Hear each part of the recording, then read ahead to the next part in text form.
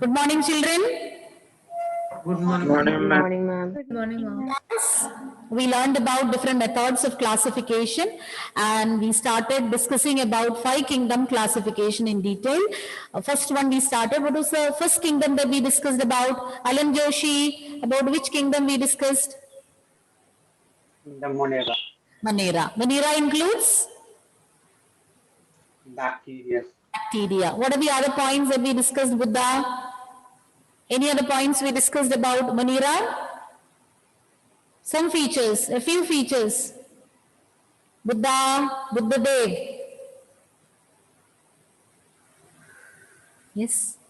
What do you know? Ma'am, I think I did not hear. Now you can hear, no? That's why you responded. Buddha, Yeah. say something about Manera, basic characteristics at least.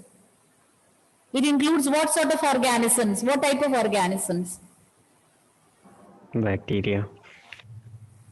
That already we said.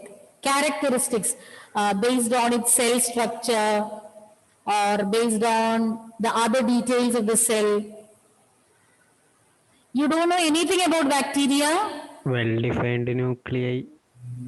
They have well-defined nuclei, bacteria.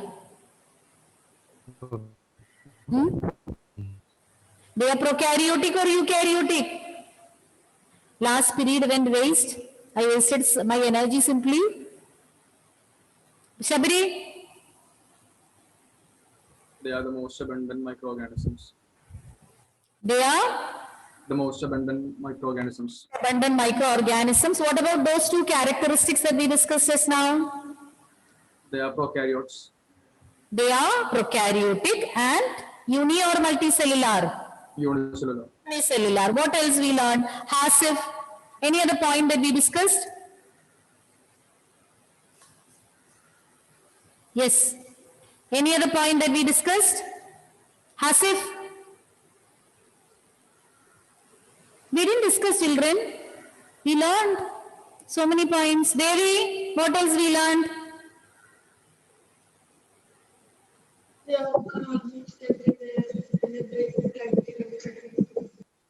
Some background music is also there when you speak. Okay, try to repeat it again.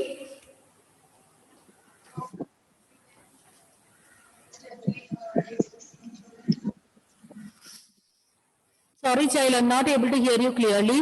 Alentina? And they are seen in everywhere in extreme habitats. Pardon? Yes, they are seen in extreme habitats.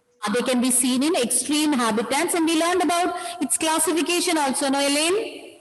Did we learn about its classification based on the shape? Based on the shape, they are classified into 4: Coccus, Bacillus, Vibrella, and Vibrio and Spirillum. Spirillum. These are the 4 types based on its or 4 categories based on its shape. So let's continue.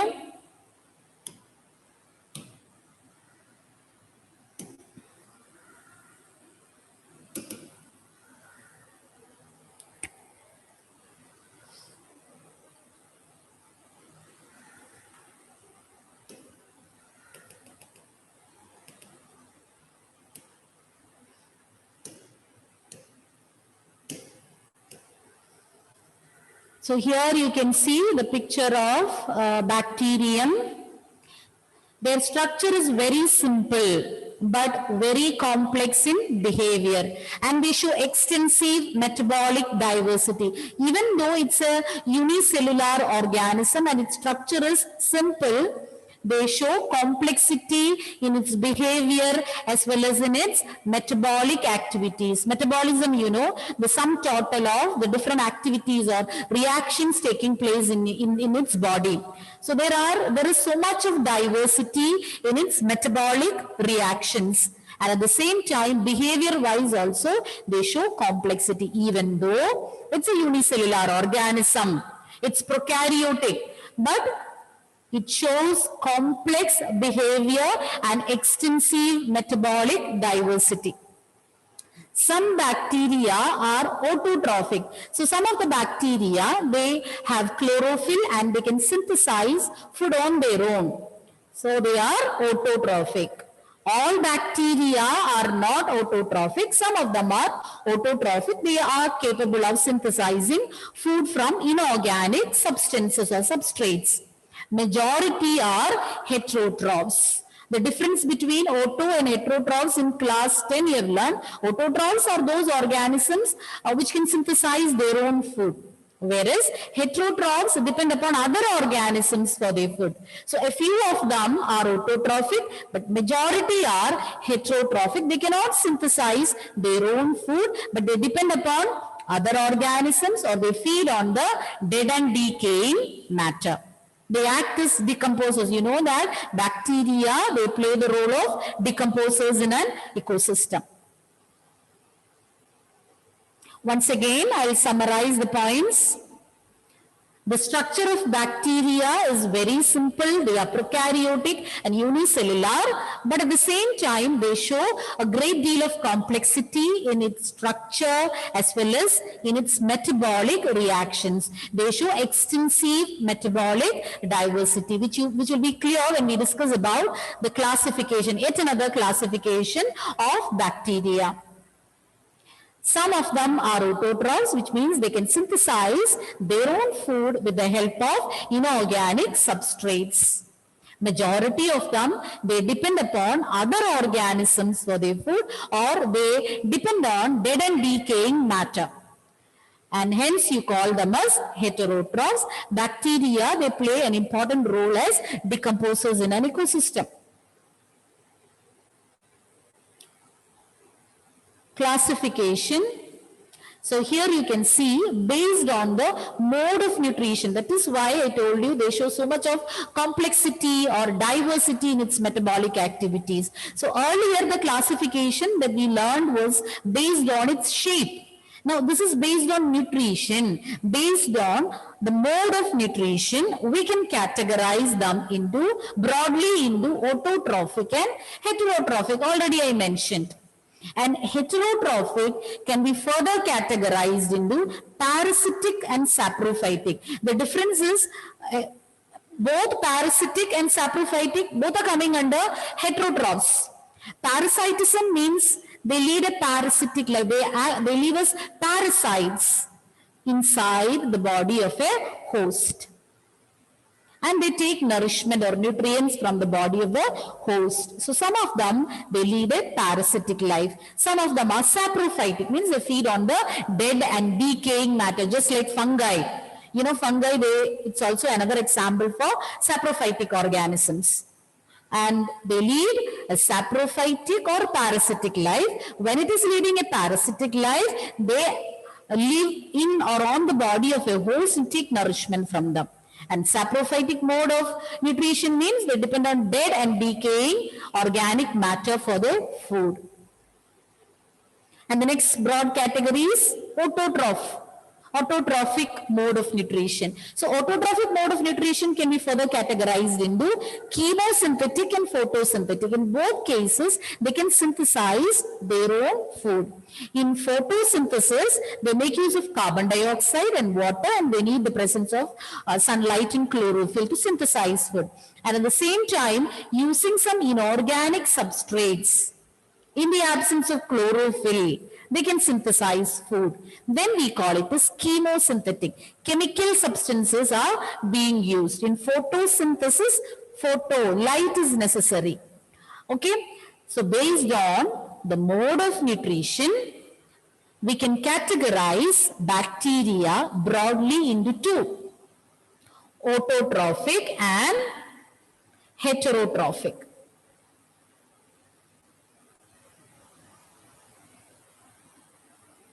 Okay, autotrophic and heterotrophic. Autotrophic is further categorized into chemosynthetic and photosynthetic. Photosynthesis you are familiar with. So those bacteria having chlorophyll in them, they can carry out the process of photosynthesis, and in presence of light, they make use of carbon dioxide and water to produce food.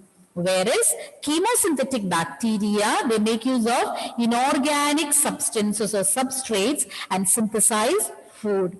In both cases, they are capable of synthesizing food on their own. Hence, they come under the category of autotrophs. Whereas, under heterotrophs, we have two categories, parasites and saprophytes. Parasites depend upon the host body to take nutrients, to derive nutrients, whereas saprophytes depend on dead and decaying matter for their food. Now we are going to learn about the different groups or different categories coming under bacteria. Archaebacteria and eubacteria, about both you will be learning. Let's begin with archaebacteria, ancient bacteria. Unique since they live in the most harsh habitats. Archaebacteria, they are capable of surviving in all the extreme climatic conditions, harsh weather conditions, they are able to survive.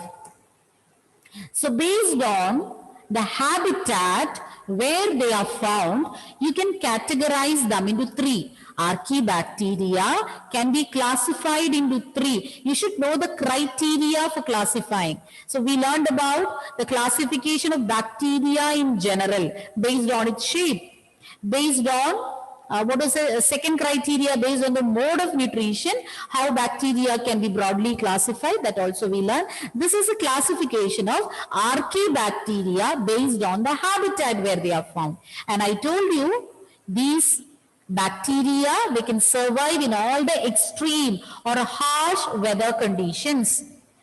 Let's see how are these bacteria classified. Halophiles, thermoacidophiles, and methanogens. These are the three categories. Halophiles, thermoacidophiles, methanogens. Halophiles are found in salty areas. They can survive in extreme saline areas. They are able to withstand high content of salt. Then thermoacidophiles, they can survive in hot water springs, hot springs and all, where normally other organisms cannot survive, they can.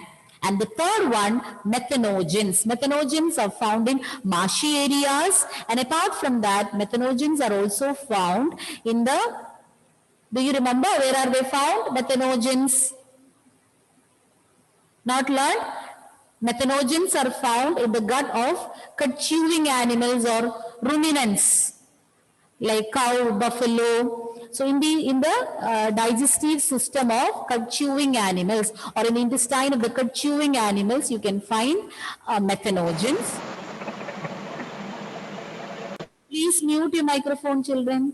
Methanogens, and that is why using cow dung we synthesize biogas, because the methanogens are found in the intestine of these cud-chewing animals. So their dung also will be having content or will be containing these methanogens, which will help in the production of methane. And that is why using dung, biogas is being prepared. All that we will learn later.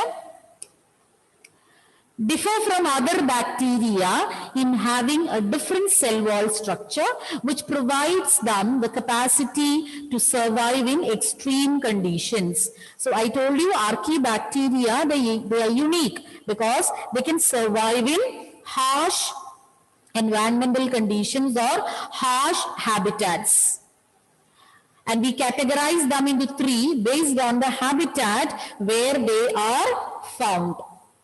Halophiles, thermoacidophiles, methanogens. Halophiles are found in salty areas, thermoacidophiles in hot water springs, methanogens in marshy areas. And how they are able to survive these extreme habitats? That is because they have a different structure, or their cell wall structure is different from that found in other bacteria, which will help them to survive extreme climatic conditions. So there is some difference in the structure of the cell wall. It is not similar to that of the other bacteria.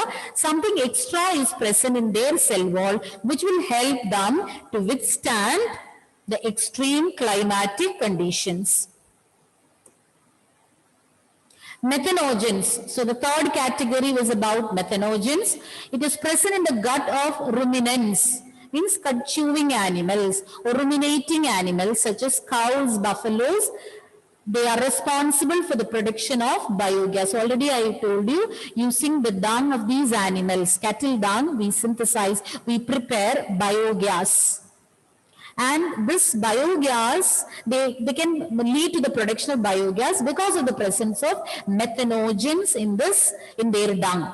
And these methanogens will help in the production of carbon dioxide and methane, which we use as biogas.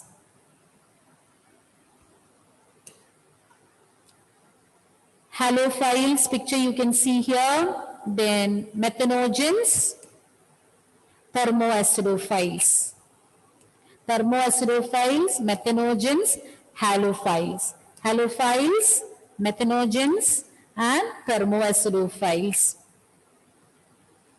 Once again, I'll repeat the points.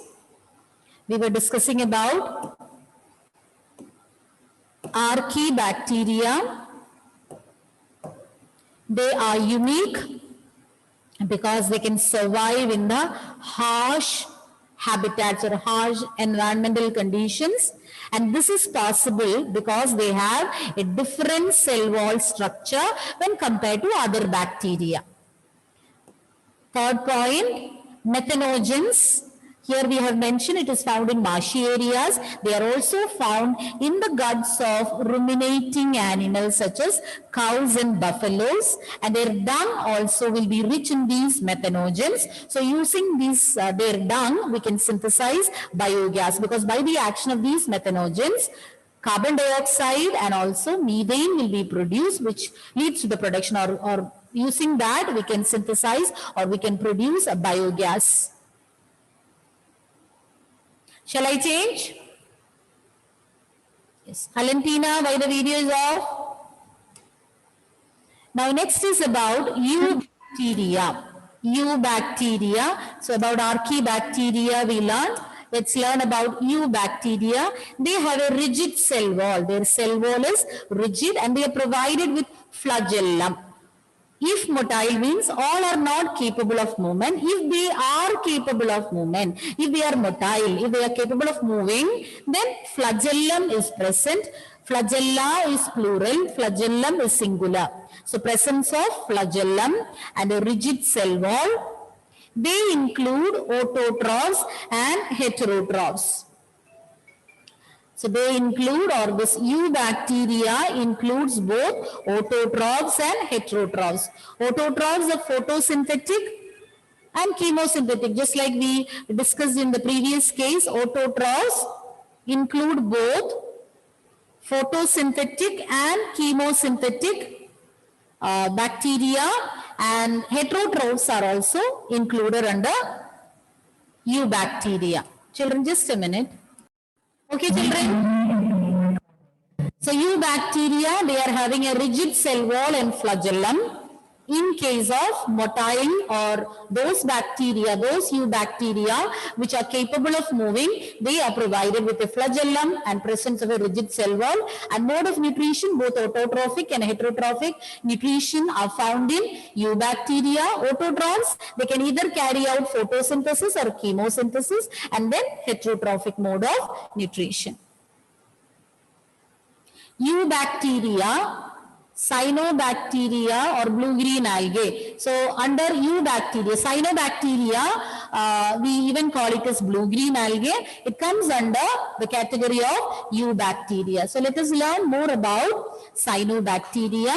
They have chlorophyll A similar to that of green plants.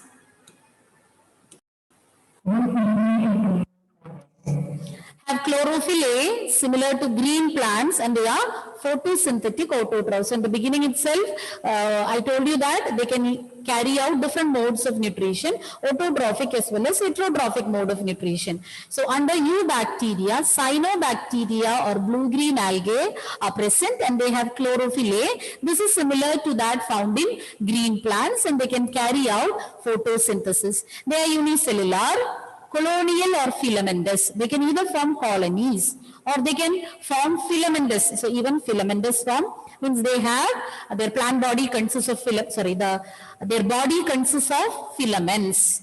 So it can be either filamentous or they can form groups. When they form groups, you call it as bacterial colony. And they can even lead in some species, they can lead a solitary life also. So here it can either form colonies or it can be filamentous, can be found in diverse habitat, freshwater, marine or terrestrial habitat you can find. Then they form algal blooms in polluted water. Have you heard about algal blooms, children? So the cyanobacteria can lead to the formation of algal blooms. Algal blooms here, even though we say algal bloom, it is actually the rapid growth of this cyanobacteria.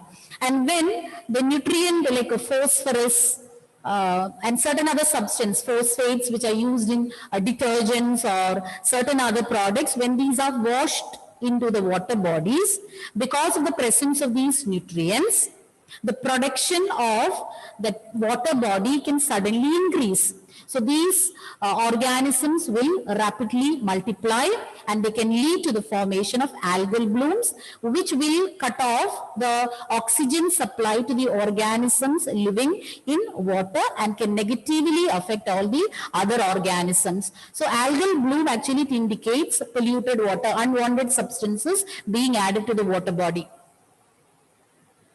So here you can see pictures of a few blue-green algae. So many are present: Anabina, nostoc, oscillatoria. All these are examples for blue-green algae. Blue-green algae means it's not a single one, a group are there. Several examples are there: nostoc, Anabina.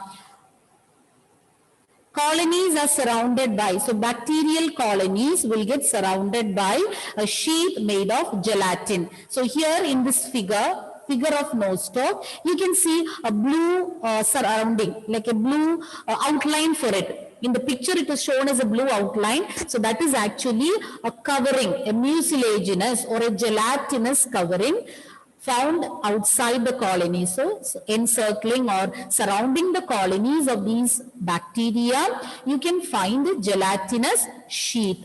And apart from that, you can find some specialized cells, as it is marked in the diagram, heterocyst. So certain specialized cells are there which will help in fixing atmospheric nitrogen.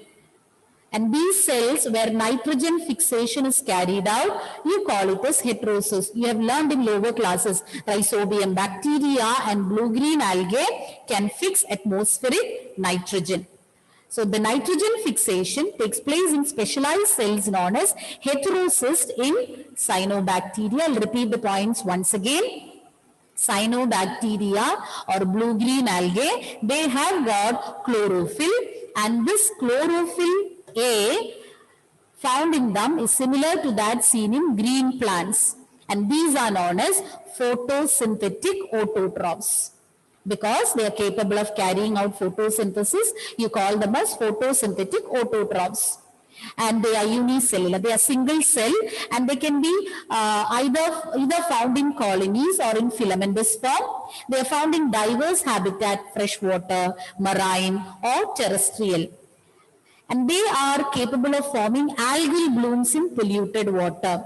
And algal blooms are caused due to pollution when some substances like phosphates, etc. are released into water bodies that will promote the rapid production, and that will result in algal bloom. They grow rapidly, and you can see that because of the rapid multiplication, the entire water body, surface of the water body will appear green in color. And later, this can reduce the biological oxygen demand. This can, have you learned about BOD? No. Have you heard? One of you respond. Okay, then we'll learn about it later. So they will form algal blooms in polluted water, which can affect the life of other aquatic organisms in that water body. And the colonies of the bacteria can be surrounded by, can be seen as being surrounded by a gelatinous or a mucilaginous sheath.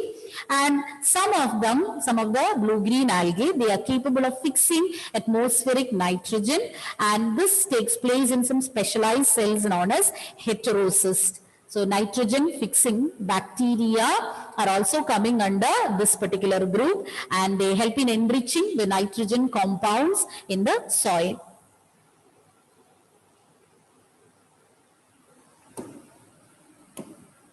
So before we proceed, let's have a quick recap of the points that we learned. Nimita, we started with Archaebacteria. archaebacteria. What is special about them? They're very unique because they live in like in most harmful habitats. Unfavorable or harsh climatic conditions, you can find them. And based on the habitat where they are found, how do you classify them? Mary? Halophiles, thermoacidophiles, and methanogens. What is the difference between thermoacidophiles and halophiles, Devika? Thermoacidophiles live in hot springs, while halophiles live in salty water. Salty water. Okay. Then we learned about methanogens. How are methanogens useful to us? We learned that the bacteria which are found in marshy areas, we call them as methanogens. How are they useful to us? Devi, how are methanogens useful to us? They are present also in the guts and removals of cows and buffaloes. So their dung is also useful for producing methane. Used in the production of? Methane. Biogas or methane. Okay. Then what else we learned? We learned about eubacteria. And one more point we learned, these bacteria are capable of surviving in harsh habitats because of what helps them to, or what facilitates them to survive in such places? Atulya? They have different cell wall from other. A different cell wall structure when compared to other bacteria. Then about eubacteria, what did we learn? Fahis?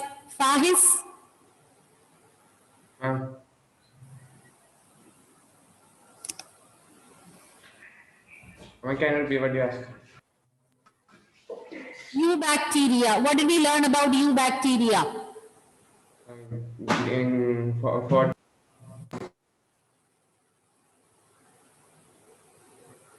They are autotrophs. I'm not able to hear you clearly. Anjana? They have a rigid cell wall and flagellum. Rigid cell wall and also locomotory structure. What helps them to move? Flagellum. Flagella. Then, flagellum, singular, flagella, plural. Malavika, Prabil, what else we learned?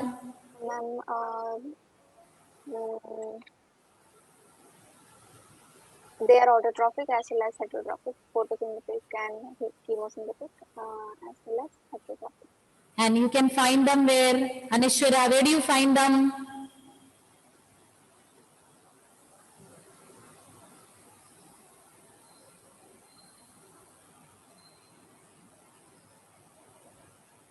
Anishwara, where can we find them? Tom? My network went off that time. I couldn't write it.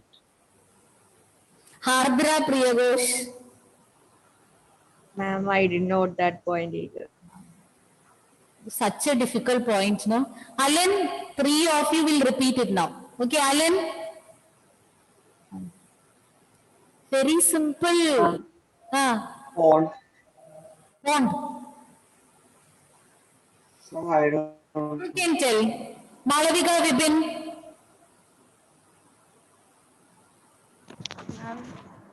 You also didn't write. Yes. Gaya?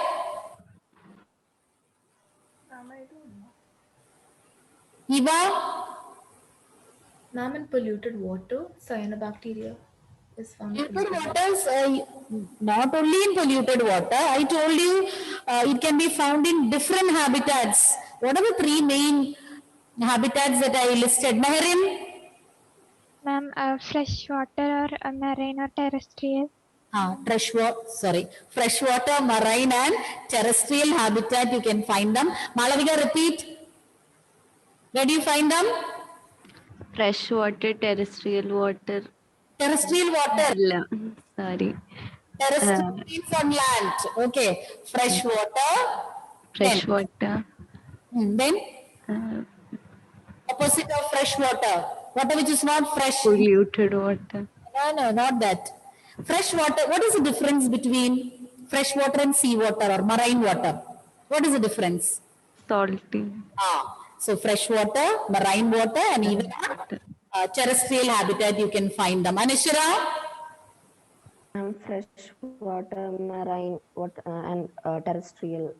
Tom, did you write it down? Yes, ma'am. Okay.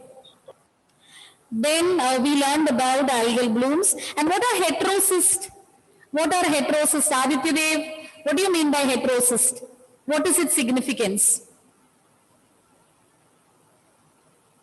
Very few points only we discuss, no children. Sarah? Zahan? Yes, ma'am. Yes, ma'am.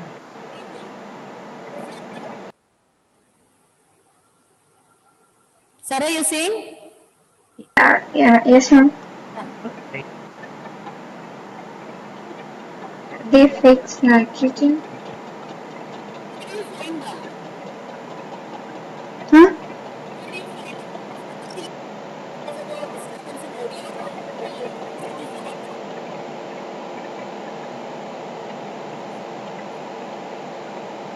Ma'am, I can't hear you, ma'am.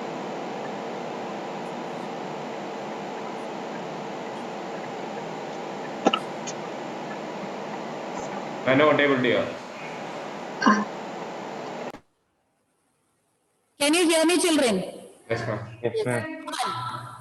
Repeat the answer. What are heterocysts? Zahan? Yes, ma'am. Tell me the answer. Heterosis that some specialized cells can convert nitrogen. They are called. Where are they found? These cells. They are formed. Which organism? Blue-green algae. Okay. These are found in bacteria. These are specialized cells where nitrogen fixation will take place. Okay. It's time now, children. We'll wind up. Thank you. Thank you, ma'am. Thank you. Okay, Thank you, ma'am.